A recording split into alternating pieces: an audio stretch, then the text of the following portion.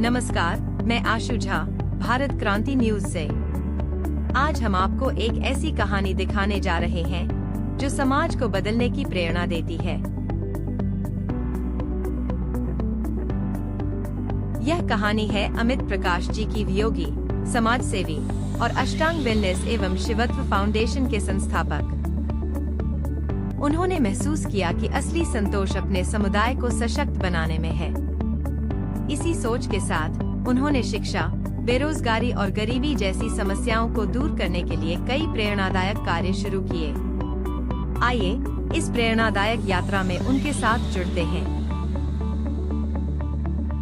जब अमित प्रकाश ने ग्रामीण भारत में कदम रखा तो उन्हें महसूस हुआ कि यहाँ सबसे बड़ी कमी आधुनिक शिक्षा की है, खासकर बच्चियों के लिए जो अक्सर तकनीकी शिक्षा से वंचित रह जाती हैं। इसी सोच के साथ उन्होंने गांवों में मुफ्त कंप्यूटर शिक्षा केंद्र की शुरुआत की।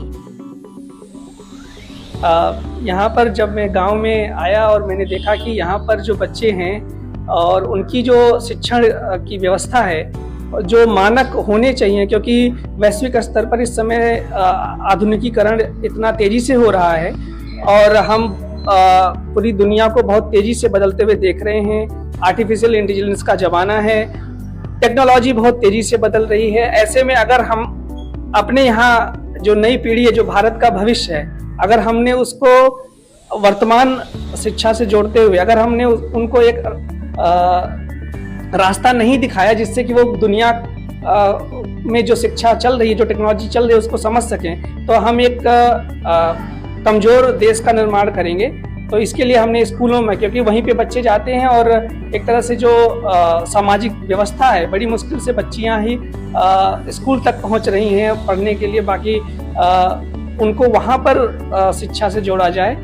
तो हमारा ये प्रयास है कि हम स्कूलों में बच्चों को निःशुल्क कंप्यूटर की शिक्षा दे रहे हैं, निःशुल्क आधुनिक शिक्षा दे रहे हैं और अन्य जो करिकुलम एक्टिविटीज है उसमें हम उनको प्लग इन कर रहे हैं।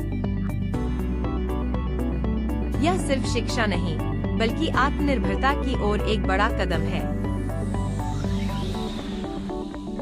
जी, उनका हम व्यक्तित्व विकास और एक तरह से जो एक्टिविटी होती है जिसमें वो पार्टिसिपेट करते हैं और उनको पर्सनालिटी डेवलपमेंट और अपने देश के लिए कैसे वो जो एक शिक्षा व्यवस्था है उसके साथ तालमेल बिठाते हुए कैसे वो अपने जीवन में आगे बढ़ सकते हैं। अमित प्रकाश का योगदान सिर्फ शिक्षा तक सीमित नहीं है। चाहे ठंड में कंबल वितरण हो, स्वास्थ्य शिविर हो या गरीबों के लिए भोजन का इंतजाम, उनकी हर पहल समाज में सकारात्मक बदलाव लाने का प्रयास है। योग शिक्षक और नेचुरोपैथ होने के नाते अमित प्रकाश ने स्वास्थ्य सुधार की दिशा में भी एक नई पहल की। उनका मानना है कि 80% बीमारियां मन और शरीर के असंतुलन के कारण होती हैं। देखिए, सबसे पहले जब हम किसी भी बीमारी की बात करते हैं तो सिर्फ दो सवालों का हमें उत्तर ढूंढ लेना चाहिए। एक तो ये कि एक स्वस्थ शरीर अस्वस्थ शरीर में परिवर्तित कैसे हो जाता है, उस परिवर्तन की प्रक्रिया में जिम्मेदार कारक क्या क्या है, ऐसे तत्व क्या हैं कि जब एक शरीर अस्वस्थ शरीर में परिवर्तित हो जाता है। एक तो हमें इस सवाल का जवाब ढूंढना है। दूसरा, डॉक्टर्स कहते हैं कि 80% डिजीज आर साइकोसोमेटिक, 80% जो बीमारियां हैं वो मनोजनित हैं, साइकोसोमेटिक हैं। तो अगर मन की किसी एक स्थिति से शरीर पर दुष्प्रभाव पड़ रहा है, शरीर बीमार पड़ रहा है, तो मन की ऐसी कोई स्थिति जरूर होगी जिससे शरीर को स्वस्थ भी किया जा सकता है। तो उसको ध्यान में रखते हुए अब अगर हम आपने डायबिटीज और हृदय रोग की बात की, तो इसके कारण क्या है? गलत खान पान, गलत दिनचर्या और स्ट्रेस, तनाव। तो इन सब चीजों को, जो इसके जिम्मेदार कारक हैं, सबसे पहले उन्हें अपने जीवन से हटाना होगा। और जैसे ही आप इन चीजों को अपने जीवन से हटाते हैं तो आप ज्यादातर अपना इलाज कर चुके होते हैं। उनके योग सत्र न केवल बीमारियों से राहत देते हैं बल्कि जीवन में नई ऊर्जा भी भरते हैं। अमित प्रकाश का सबसे बड़ा योगदान है बच्चों के भीतर आत्मविश्वास और नेतृत्व क्षमता का निर्माण। उनकी कार्यशालाएं बच्चों को यह सिखाती हैं कि अगर वे खुद पर विश्वास करें तो कोई भी सपना अधूरा नहीं रह सकता।